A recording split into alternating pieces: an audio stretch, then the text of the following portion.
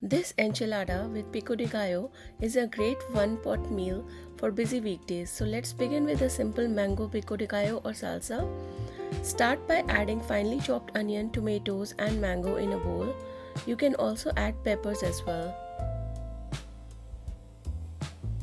Then goes in some fresh coriander, 1 to 2 teaspoons of chopped serrano or jalapenos, salt to taste and a dash of cumin powder. Give it a gentle mix. Salt will help to release its juices and will bring this salsa to a right consistency.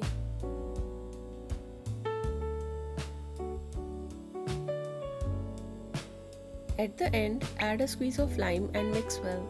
Now this pico de gallo can be made beforehand and refrigerated for later use.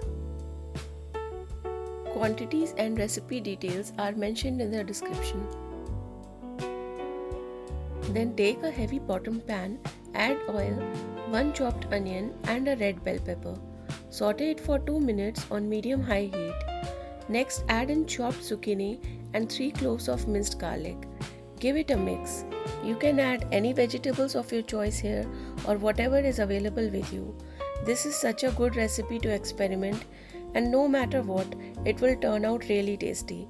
So play with different textures and add whatever veggies you like. Along with minced garlic, I am also adding some dried oregano and salt to taste. Then mix it well again, still keeping the stove on medium.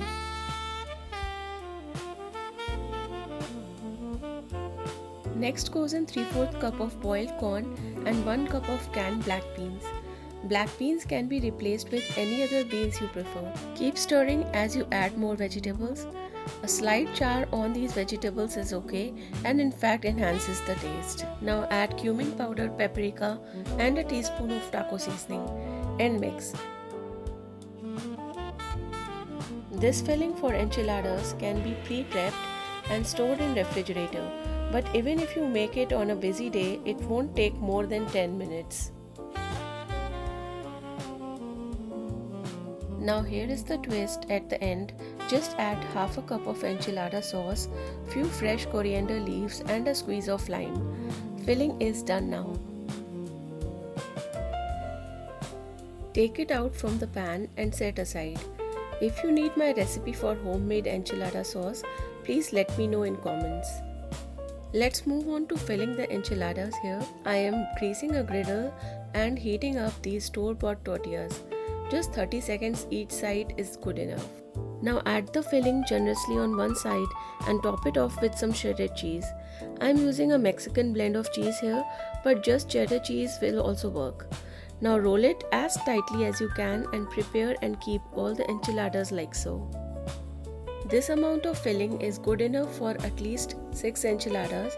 Even if you have leftovers, then it can be easily refrigerated or you can freeze it to use for next time. Next, in the same pan you made the filling, add little bit oil and spread it, and then add few tablespoons of enchilada sauce at the base and spread it well.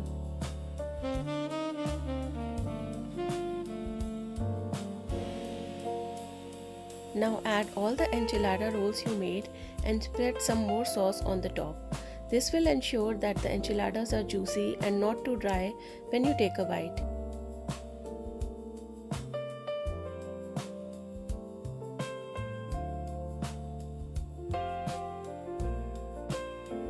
Now bring the heat of the stove to low and then top all the enchiladas with more shredded cheese. Then cover and cook it for about 10 minutes or until the cheese melts on the top.